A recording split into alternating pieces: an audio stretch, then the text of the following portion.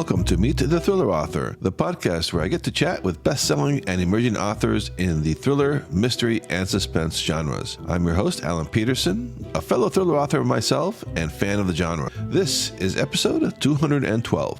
The first episode of 2025. Joining me in this episode is none other than J.D. Barker, a best-selling author whose career spans indie, traditional, and hybrid publishing, as well as collaborations with literary legends like James Patterson. We'll be talking about his fascinating journey, his writing process, and his exciting upcoming projects, including his co-authored titles set for release in 2025. Before we dive in, I have a quick favor to ask. If you enjoy the podcast, please take a moment to rate and review Meet the Thriller Author on your favorite podcast platform. Your support makes a big difference in helping other thriller fans and authors find the show. And if you'd like to connect with me, check out thrillingreads.com/links. There, you can order my thrillers, join my newsletter, and follow me on social media. All right, let's jump into my conversation with J.D. Barker. Hi, everybody. This is Alan Peterson with Meet the Thriller Author. And on the podcast today, I have J.D. Barker, who is a New York Times and international best-selling author of numerous novels, including Dracul, the 4MK Thriller series. He's currently collaborating with James Patterson. So really excited to have J.D. Barker on the podcast. Welcome. Hey, Alan. How you doing? I'm doing good. Yeah, I'm really excited to have you on the podcast. Thanks for coming on. Oh, anytime. Kind of curious about your background before you got into writing, and just kind of curious if the storytelling was always a route that you wanted to pursue. Just kind of tell us about that journey for you. Oh boy, how much time do we have? I'm one of those guys. I was an overnight success that was like 20 years in the making. So I grew up, writing I grew up without a TV in the house. So like we were hitting the library when I was a little kid. Had a book in my hand pretty much from my first memory. By the time I got into kindergarten, I read all the Hardy Boys and Nancy Drews and moved on to Charles Dickens and stuff like that. I used to write stories just for fun. And I had a sister who was 15 months younger than me. So I would staple the pages together. I created a little library in my room and she would check out the stories. I'd charge her late fees. So like this dates back a really long time. And my parents kind of encouraged it. They saw writing as something that they wanted me to develop. But they also told me over and over again, you can't make a living as an author. You have to get a real job. So writing became the hobby. And, I went through the motions. I finished up high school. I went to college. I got a degree in business, another one in finance. I got a degree in IT. I got halfway through a psychology degree and ended up working in the corporate world in finance. But I would come home and write at night to kind of keep sane because that was, my go-to. And at the time, I was working for a lot of newspapers and magazines early on. That kind of evolved into working as a book doctor and a ghostwriter, which is basically something I could do in my off hours. And, I just enjoyed it. It's always been a part of my life. I always hear about the book doctors and the ghost writers in the background. It's kind of like this, like nobody really wants to talk about it, but I think it's a fascinating part of the business. And can you tell us a little bit about that? And how did you get into it? And I'm sure it's helped a lot too now when you're writing your own stuff now. Huh? Yeah, I kind of fell into it. Back when I was in college, I worked for BMG Distribution, which is a division of RCA Records. And I was essentially a glorified babysitter. So when they had a recording artist come into South Florida, I'd have to pick them up at the airport, get them to their hotel, get them to the radio station for their interview, get them to their concert, and then get them back on their airplane. And I had some very famous people in the car. And, at the same time, I was going to college and, student loans are expensive. So I started to interview those people. And then I would take those interviews and sell them to magazines like 17 and Teen Beat and Tiger Beat and, all these magazines that were around back in the day. And when you work for newspapers and magazines, you quickly realize everybody's got a novel in a desk drawer somewhere. They've been working on it for 10 years. It's almost done. 400,000 words long, just needs a little something. And they would give those books to me. I was really good with grammar and punctuation. So I would kind of go through the book and help them clean it up. And then that turned into giving them developmental suggestions. And, it kind of evolved into working as what I called a book doctor. So somebody would hand me a manuscript that was, in my opinion, half-baked, needed a little bit of work. And I would clean it up and fine-tune it and get it ready for publication. Word of that spread, and keep in mind I was doing all this while I was working in the corporate world. This was my night gig. So agents would call me, that they get a manuscript that they love from somebody, but it needs a little bit of work before they submit it to editors. So I would help them, clean it up. I'd get phone calls from editors. They would buy a book that they absolutely love, but it needed something and I would get calls, this person can't write dialogue to save their life. They need to cut 40,000 words, but they're too close to it. I was a hired gun, so I had no problem making those changes. And I did that for 20 some years. And over that time, I just really got to learn what the folks in New York really wanted to see out of a best-selling book, because they were very candid with me about that. So when it came time to write my own, I felt like I had a really good toolbox. Wow, yeah. Was that the so your first was your first book? It was Forsaken, right? That was your first published novel. That was the first one that I wrote on my own. I ended up with six different books that hit the New York Times list, all with other people's names on the cover when I was working as a ghostwriter, which just gets old after a while. So Forsaken was my first attempt to sit down and write a book on my own. Oh yeah, you can't tell anybody because you signed those NDA clauses and all that. That's gotta be it's kind of bittersweet, huh? Like your work is a bestseller, but your name's not anywhere on there. Nobody knows. How does that feel? Yeah, like I said, it gets old, but at the same time, like that's where I really learned to write. The fiction ones I think are the ones that hit home the hardest because that was thoughts that came out of my mind, storylines that came out of my mind, and somebody else was getting credit for it, and that hurt. But I did a lot of work writing memoirs and books for along those lines too, which were also ghost written. So I'd sit down with to give you an example, I'd sit down with a politician. We'd spend 2 or 3 days together. I'd record a ton of interviews, get them talking, get conversations going, then take all that back to my desk at home and hash it out and turn it into a book and try to write it in their voice. And that really helped me, I think, with dialogue and just creating different characters. Because when you're writing a memoir, a lot of times you're writing it in first person, but it's somebody else's first person. So I learned how to do that. And so even though I spent all this time working on these different projects, I didn't write Forsaken until I was 43. Like I really feel like I needed that learning experience to get to where I am today. If I would have started publishing my own books back in my 20s, I don't know that I'd be doing as well as I am today. Probably helps you too with like the business and the marketing part of it too, because you really, like you said, you understand what the market wanted. Unlike people who are just writing I mean, you have to write what you want to write, but you have to also write to the market. If not, you're not going to do very well. And you probably already understood that pretty decently, I would imagine. I had a pretty good handle on it and the business side of things too, how to work with magazines and how to get, interviews and a lot of the PR stuff. I already had a lot of relationships established on that front.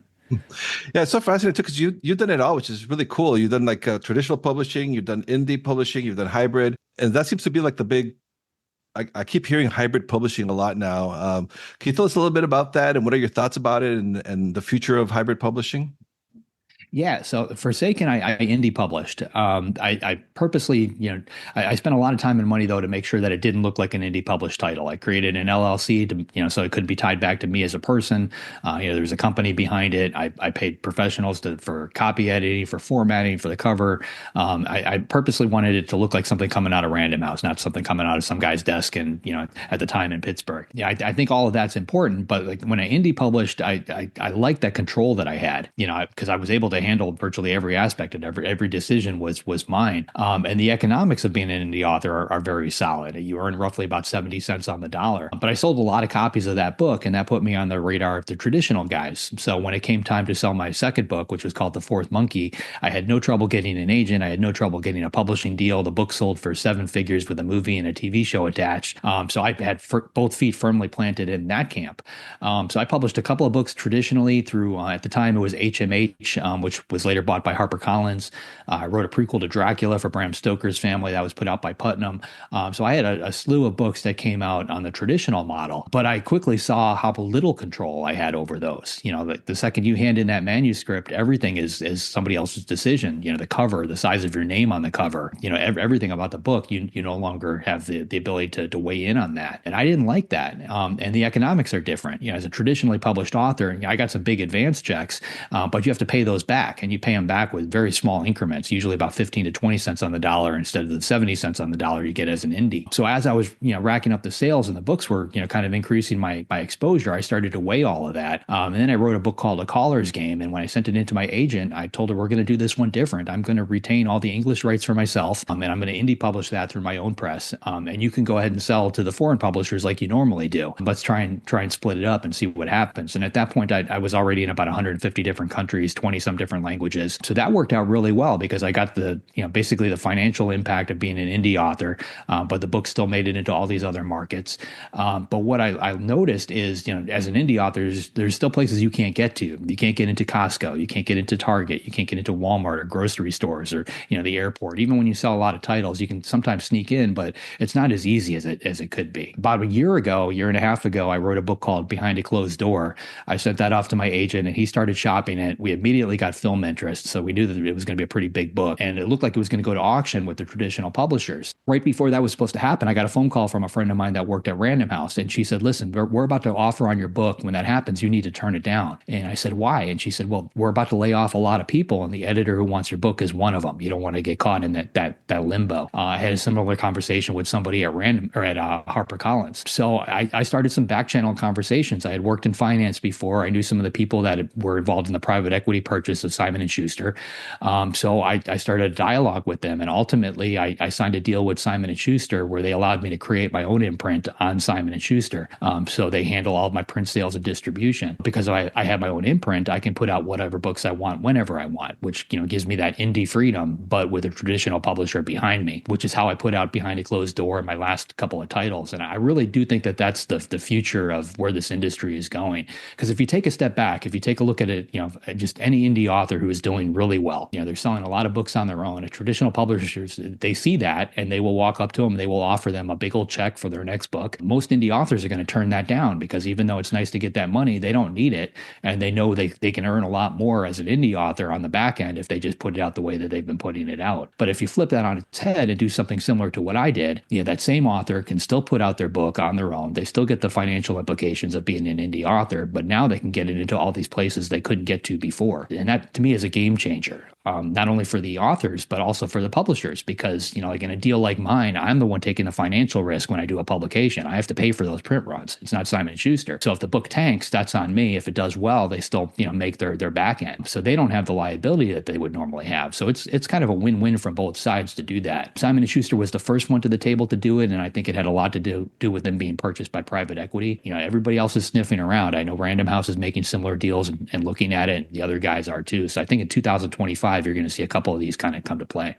Wow, that's fascinating. I had no idea that the imprint was with basically with Simon & Schuster, one of the biggest publishers of the world. If you're big in the indie market, though, like you said, because you tried it when you were having a lot of success, like you said, to get into the airports without the backing of like a one of the traditionals, it's going to be very, very difficult, right? It is because there's still gatekeepers there. Like Forsaken sold enough copies as an indie published title where I eventually did find that like at airports and random bookstores around the country. Like if you sell enough copies, it will get there. But you have to be, diligent of how you do that.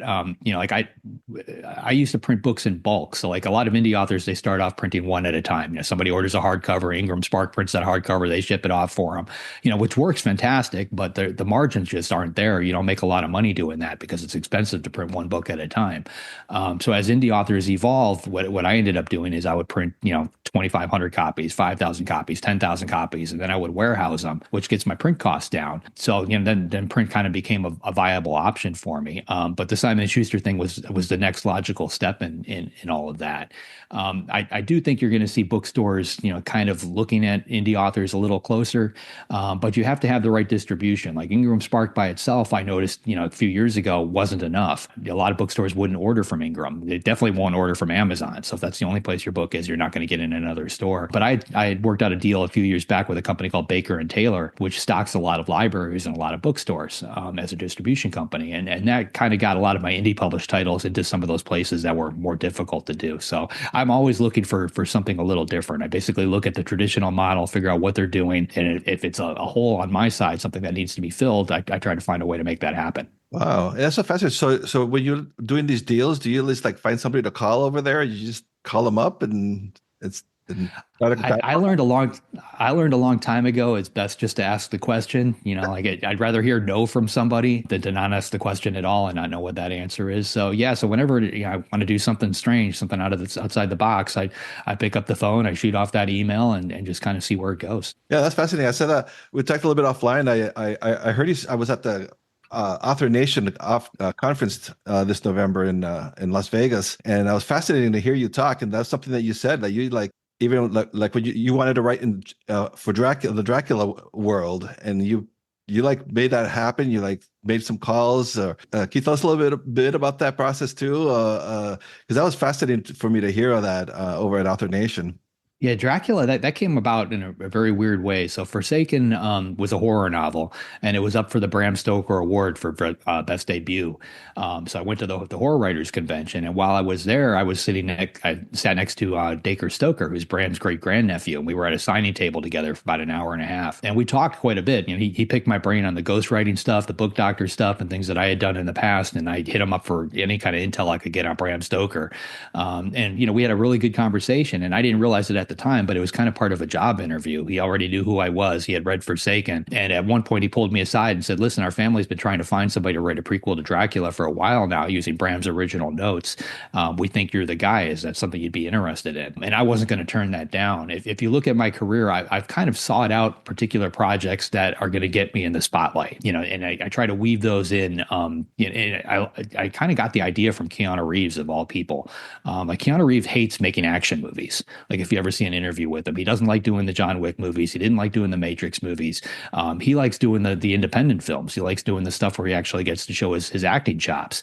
But he knows that he has to make those big blockbuster movies in order to do the other ones. So from a book standpoint, I try to do the same thing. So writing the prequel to Dracula, I knew that was going to be a high profile project. It got a ton of press. We got a film deal out of it. That raised my profile as an author, which helped sell the other books. So as soon as one of those is behind me, I start looking for the next one.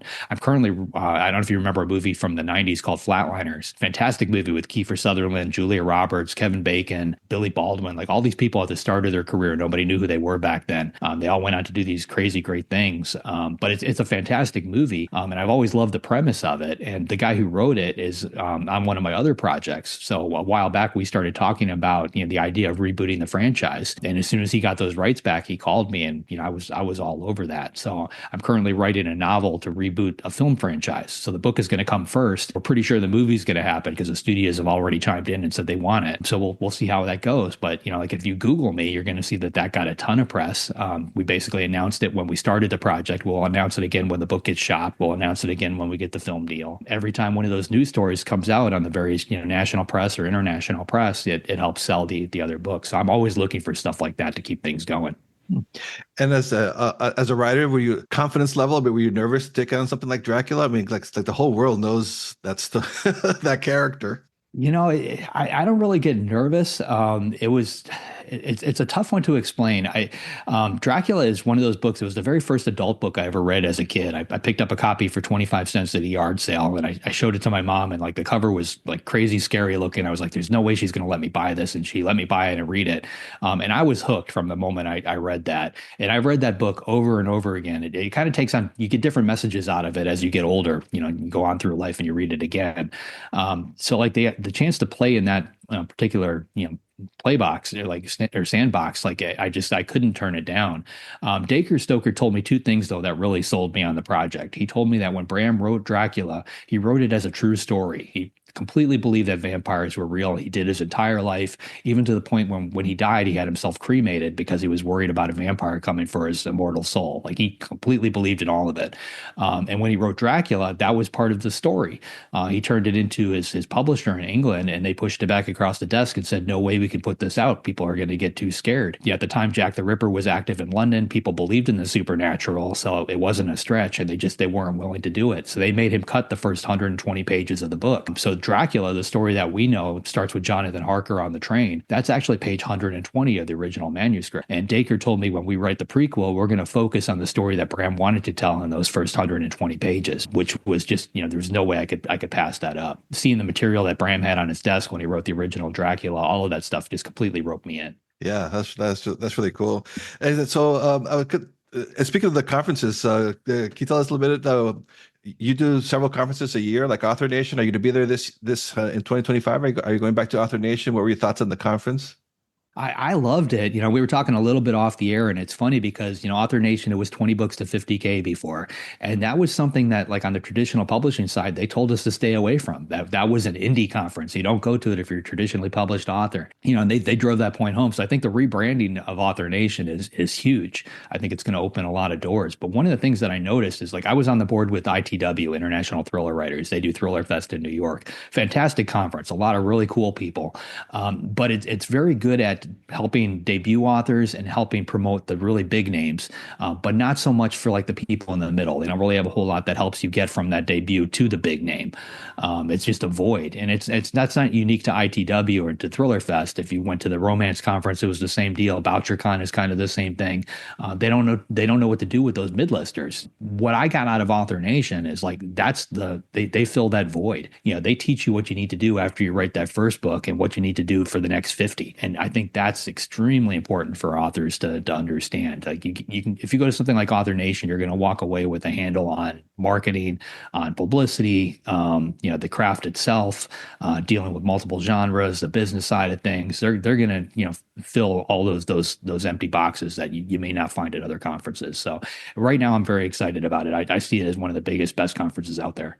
Yeah, and I think that's so important for writers, especially. And I know I have a lot of aspiring writers that listen to this because writing the book is just basically it's just the start, especially if you want to get it in front of readers. And a lot of writers don't like to think about business and marketing, but it's you have to, right? I mean, Oh yeah, there's no way around it. I mean, in 2024, there were 2.4 million books published on Amazon. That is insane. If you wrote one book, you somehow have to come up with a way for your book to rise to the top of that list for other people to discover it, for it to take on a life of its own. I write books with James Patterson. We've written, I think, 5 together at this point, and we have tons of marketing conversations. Just as much on the marketing side as we do on the, when we're actually writing the book. And that's James Patterson. And I know a lot of the big name authors, like they spend a good half of their day, just like I do, working on marketing, working on PR, doing the business side of things. In TV and movies, they always paint this romantic picture of an author sitting down next to their typewriter. They write their book and the stack of pages kind of grows next to it. And then they box up the manuscript, they send it to their agent, and they're done with it. That's just not how it works, not in the real world. yeah. Yeah, if it ever was that way, it's not that way anymore. It keeps changing all the time now. Yeah, you've got to be completely hands-on, and that's not unique to being indie. Traditional publishers, it's the same thing. Yeah. You speak to any New York Times bestseller, they're going to tell you that they spend just as much time on podcasts and doing marketing stuff as anybody else does. Yeah, that's what I've noticed too with this podcast. Even like real, big names and stuff, they're paying for their own publicists and PR people too, and to reach out, to podcasts like mine. So it's kind of interesting to see that. Like you really have to be involved in your career. Well, I noticed something very early on. So, initially I chased a lot of the big publications. Like I wanted to get reviewed in the Washington Post or the New York Times or, this magazine or that magazine. And when those started to come in, I noticed the reality of it. Like if you get interviewed in the New York Times, that interview, ends up online, ends up in the print magazine. But like when it lands in somebody's inbox, they click on that link and they hit a paywall. Like they can't actually see it unless they subscribe to that newspaper or that magazine. That alienates a ton of people. Now, if I get a review by a blogger or somebody who's got a good TikTok account or whatever, they do that interview, they do that review, then they get out on social media, they promote it to their fans on all the various platforms. Their fans talk about it, they promote it. So I've seen realistically, I get a lot bigger response out of just a person, an influencer, than I do out of these big publications. I've been on the Today Show in multiple countries, and like that doesn't move the needle as much as some influencers do today. Yeah, that's amazing. And I see now, I've noticed that on Amazon now they have like a book talk hashtag on some of the books that are going viral on TikTok. They like Amazon is now jumping on that too. So it's kind of fascinating to see that. So I kind of mentioned, so you mentioned you're working with James Patterson. So I have to ask you about that because I mean, that's like probably one of the big best-selling authors in the world, probably right up there. What was that like? How did that come together for you? He was, every author, like you write a book, the next step you do when you start marketing it is you want those blurbs for the back cover, greatest book ever, by a New York Times book, that best-selling author. So like when we finished up a book on the traditional side, our editors, they always sit down and make a list of people that they can send that book off to. Patterson is always on that list. Stephen King's always on that list. Like there's certain people that get like every book. So we sent him a copy of The Fourth Monkey, and I never really expected much to come out of it. And I ended up getting a phone call from him. There was a South Florida area code, and I used to live in Florida. So at first I thought it was somebody I knew, and I picked up, and he said, "Hey, it's Jim Patterson. You got a second?" And he started giving me his his review of The Fourth Monkey, and I got a couple minutes into that conversation, realized it was really him. And we had a really good talk, and I told him that I'm in Florida quite a bit because my family is down there. So we made plans to get lunch, and when we sat down for lunch, we started hashing out ideas for a co-author title together. But we kind of it came away with a stalemate because he was a hardcore outliner. At the time, I was a pantser. I'd never worked with outlines before, so it just felt like our styles weren't going to work together.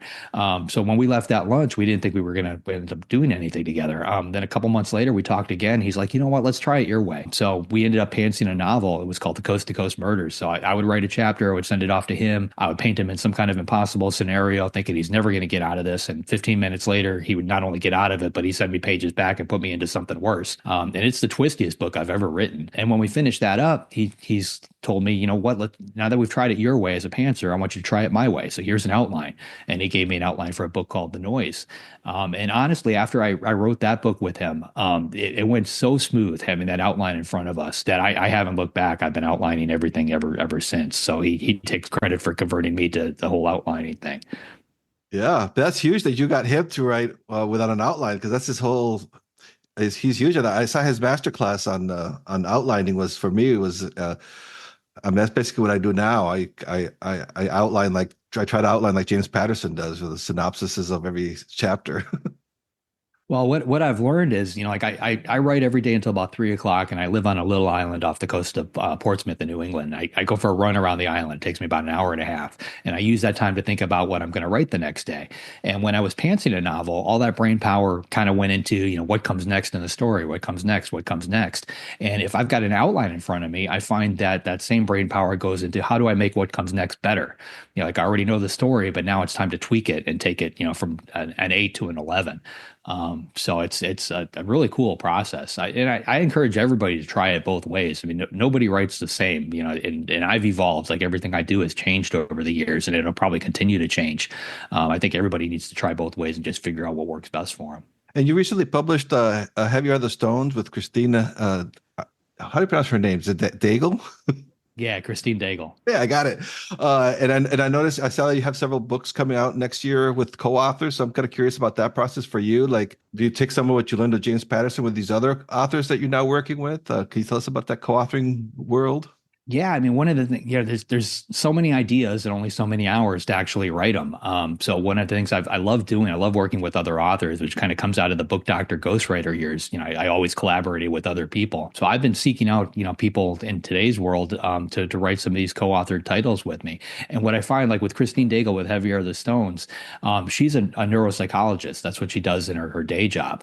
And we needed that in the book. So like I could go out on Google and I could do a ton of research and I could kind of fake my way through it and get something down on paper that sounds realistic. But having a real neuropsychologist on board, in the writing process, it adds this authenticity to the story that I really couldn't recreate on my own. And I also find that when you have two authors, you end up with a completely different book because, obviously I've got my own ideas, but she's got her own. Between the two of us, we end up taking the book off in a completely different direction. So I really enjoy that writing process. So I'm currently working on a ton of co-authored titles. I'm trying to supplement my solo titles. I think I've got 12 of them coming out over the next year or so, but I'm having a ball releasing them.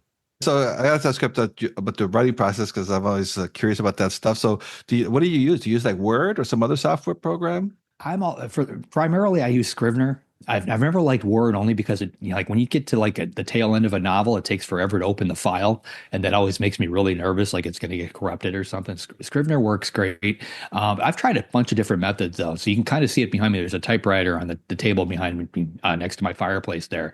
I'm writing a book on that, so every day I just type a couple of sentences on it. I've got another book that I'm working on where I'm writing it longhand on a notepad, and I find that the different mediums that I use, it changes my writer voice, so the story is different. So I'm constantly changing it up. Do you usually write in the same spot or you change that up as well? Nowadays, I mean, because I'm doing this professionally, I mean, we're in my office right now. My desk is right over here off to the side. So I'm kind of in the same place every day. I've got a routine down. Back in, when I first started doing this, when I was working in the corporate world, I wrote anywhere I could. If I was standing in line at the grocery store and I had 5 minutes, I would whip out my iPhone and, try to hammer out a couple hundred words.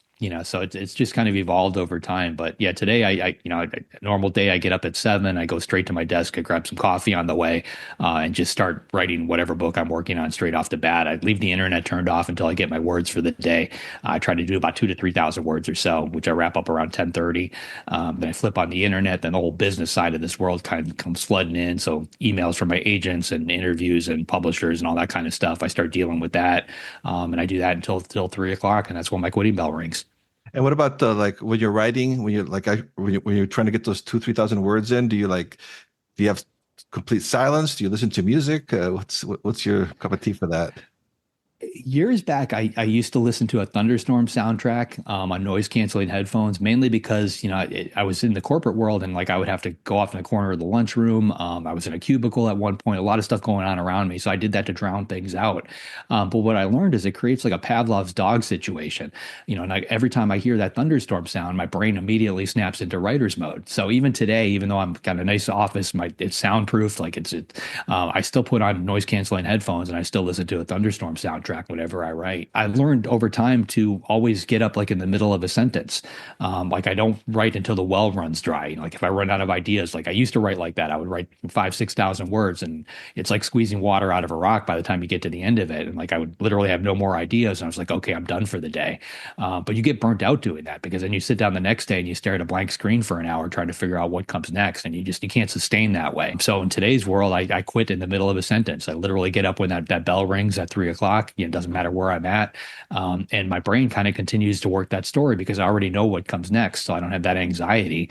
And I continue to grow the story as I go through the rest of my day. So when I start back over the next day, I hit the ground running. It's also so interesting because you've built a very recognizable brand as a thriller and horror writer. So just for advice for the writers listening to this, especially if you're independent, can you give us a little bit about that, about branding? I mean, how should we be thinking about these things? Because you've done such an amazing job with that. Brand is extremely important, and I've studied every aspect of this business as much as I've worked in it. So I walked into a bookstore and said, okay, why are people buying this one? Why are they buying that one? Publishers will fight you on it if you're in the traditional world. Like the typical book with a traditional publisher, the title of the book is going to be very large, the author name is going to be very small, because they're pushing that title. And honestly, like that's all they care about. They don't really think that much about building brand anymore, like they used to. But if you think about the big name authors that actually do sell, based on brand recognition, you look at their books, their name is huge, the title is small. You walk into a bookstore, it's prominently placed, like the first thing you see is their name, and people buy it because of that name. Like you buy a Stephen King book because it's Stephen King, you don't necessarily know what it's about, it doesn't really matter. So that's always been my goal. Like everything that I do is I try to gear towards that. So like my name, like JD Barker, is actually trademarked. I've got a specific way that it's printed on certain titles. It has to be a certain size. Even when I negotiate a contract with somebody like James Patterson, there's a clause in the contract that says my name needs to be the same font size as his, which is done on purpose to get that brand recognition. So I'm always thinking about that kind of stuff. And you mentioned before that you've had some books being adapted into films. Or what's that process like, and how involved are you in the adaptation process, or is it that once it's optioned, are you kind of out of the picture, or how does that work? Because you're so involved in everything else. Yeah, well, I've got 8 different ones in what I call various stages of Hollywood hell. Like nothing's been filmed yet, but everything's been optioned over and over again. Oddly, the only one that's never actually been optioned is Forsaken, because it's got the Stephen King tie-in. So we've had studios that have wanted it, but then they hear about that and they just feel that the legal side of it is going to get too tangled up, because it's tied to Needful Things, which is optioned by another company. So like they don't want any part of that. And no two books have come together the same way. So like Behind a Closed Door, my last one, we sent the book off to publishers, and then we started getting phone calls from the folks out in Hollywood. There's these people called scouts that are employed by the traditional publishers, and a lot of times they can be a low-level employee. They're a secretary, they work in the mailroom, they do this, they do that, but they're paid specifically to seek out any title where there's like film worthy or TV show worthy. If there's buzz about that in the publishing house, while they're reading it, they get paid to report back to Hollywood about that. So we started getting phone calls for that one from Hollywood before we even sold anything on the publishing side, and ultimately signed an option for that one. With the callers Caller's Game, which was like my fourth or fifth book. Ridley Scott's company picked that one off straight out of the box almost. But like, none of these have actually been filmed. They've just been optioned over and over again. I'm sure sooner or later one will get there. Behind the Closed Door is honestly moving the fastest. 4MK, my Fourth Monkey series, is doing really well. It was originally with CBS. Now Lionsgate's got it, and they seem to be moving forward. So you never know what's going to work out and when it's going to work out. Everything is always different. Well, as disappointing it must be to be in that hell, it must be nice though, because every time you get options again, you get paid again, right? So that's the thing. I used to know a guy named his real name was Dallas Mary, wrote under the name Jack Ketchum, and he's like, you can make a living just off those option payments, because what ends up happening is when a book gets optioned and that option expires, everybody sees it as a known commodity. So a lot of the other production companies, they'll step up and they'll buy it again just to make sure that they've got it on their roster. They may not do anything with it, but they've got it. Dracula was a good example of that. Prequel to Dracula, there was a ton of buzz. We sold the film rights to Paramount before we sold publication rights, and it was they bought it attached to Andy Muschietti. He was supposed to direct. It was Andy did It for Stephen King and a bunch of other high profile projects, and we thought that was going to be enough to get it done. But what I ended up learning after the fact is Andy is attached to a lot of different projects, and whenever he's free, he basically looks at a list. Here's all the movies that I could make. Dracula was one of those, and he didn't pick it. And because it was on that particular list for Andy Muschietti, nobody else could pick it either. So it just sat at Paramount for forever. And eventually they released it. And now we've got it with somebody else. So yeah, you just keep juggling these things. I mean, it can be a wild ride. So like, A Caller's Game with Ridley Scott's company, I got a phone call one night saying Jennifer Garner loves it and she wants to do it. Jennifer Garner had what's called a first look deal with Netflix. So that Netflix was on board. Netflix had $100 million budget pegged for the book. And like all these things kind of played out within a week or two. And then a week after that, I got another phone call. Jennifer Garner has to pull out because of a scheduling conflict. So Jennifer Garner went away. Netflix went away. The $100 million went away. And we're right back where we started from. So it's this crazy, crazy roller coaster. I just keep my head down and just write the next book. For me, it's a numbers game. I figure sooner or later, something is going to get filmed. That's the best advice right there, isn't it? Like for writers, I mean, the best thing we can do is just keep writing the books too, because then we have more to sell, more to market. Yeah, people are going to pick up on it. And Hollywood's looking for stuff in different places. If I went back, 10 years ago at the start of my career, the only thing they looked at were traditionally published books. If you were an indie, like you weren't on their radar, they purposely avoided you. That's changed completely. They don't really care, how the book is published anymore. It's all about story. If they think the story is good, if it's getting a lot of, 4 or 5-star reviews, people are resonating with it, they'll look at that. They're combing NetGalley quite a bit to try and get ahead of each other and try and pick out the books before they're published. So that's a good source. I've got a film and TV agent who does a fantastic job of selling these things. And the second they're available, he lands them with somebody else. So he just keeps those things shuffling. Well, that's fascinating about NetGalley, because I know there's some co-ops that you can get your book at NetGalley. So even just for that, it might be a good strategy. Yeah, I love NetGalley. Every book that I put out, I always make sure it's out there for at least 30 to 90 days. It's a great way to get preliminary buzz going on a book, and then when the book actually hits, when publication hits, like all those NetGalley reviews flood Amazon. So you end up with a nice decent amount of reviews straight out of the gate. All right, JD. Well, before I let you go, I always ask my guests, because I've mentioned before about the aspiring writers that are listening to this podcast. Any advice you have, especially if they want to become like thriller, horror, suspense type writers? Supernatural? I mean, the most important thing I think is just to write every single day. Writing to me is very much like going to the gym. It's like working a muscle. If you do it every day, you get stronger, you get better at it, it gets easier. I think that's key to a lot of this. If you write every day, even if you're working, like I was in the corporate world, I hammered out 200 to 300 words. That's enough to get a novel done in a year. So as long as you're persistent with it, you'll get it done. All right, great. Well, thank you so much, JD. It was for being on the podcast. It was great talking to you. Oh, thanks for having me. I appreciate it. And that wraps up my conversation with the amazing JD Barker. I hope you enjoyed hearing about his incredible journey, his approach to writing, and the exciting projects he has coming up. If you'd like to learn more about JD and his work, be sure to check out his website and follow him on social media. You can find him over at jdbarker.com. Thank you so much for tuning in to episode 212 of Meet the Thriller Author, the first one of 2025. So very excited for this year. If you enjoyed this episode, I'd really appreciate it if you could take a moment to rate and review the podcast on your favorite platform.